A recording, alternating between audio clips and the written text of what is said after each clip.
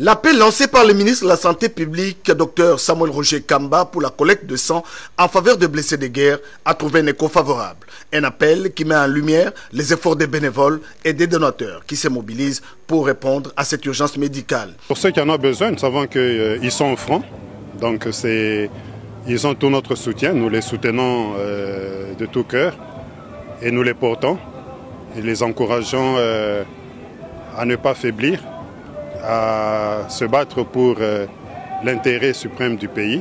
C'est aussi un grand soutien aux forces armées de la République engagées au front pour la défense de la patrie. Tôt ce jeudi 30 janvier 2025, la première dame de la République, Denise Nyakero Tshisekedi, s'est rendue personnellement au Palais du Peuple pour donner son sang et aider les blessés de guerre, une action symbolique et concrète de solidarité et d'humanité. La première ministre chef du gouvernement, Judith Suminwa Tuluka, a non seulement sensibilisé le public à l'importance du don de sang, mais également encouragé d'autres personnes à faire de même.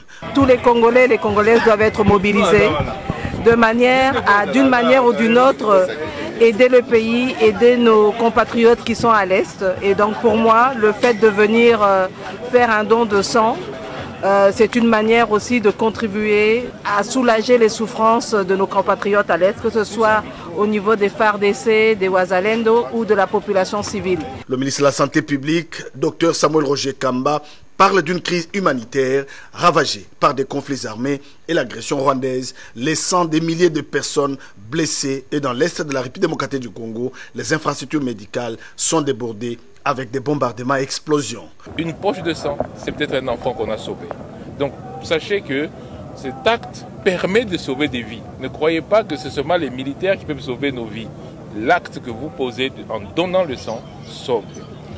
Le sang que nous donnons aujourd'hui, on a les canaux pour le faire arriver là-bas. Donc, n'hésitez pas à venir. Au-delà de cet acte de don de sang, le ministre de la Santé publique lance une campagne de sensibilisation sur l'importance du don de sang, une initiative importante et humanitaire en signe de solidarité avec le blessé de guerre.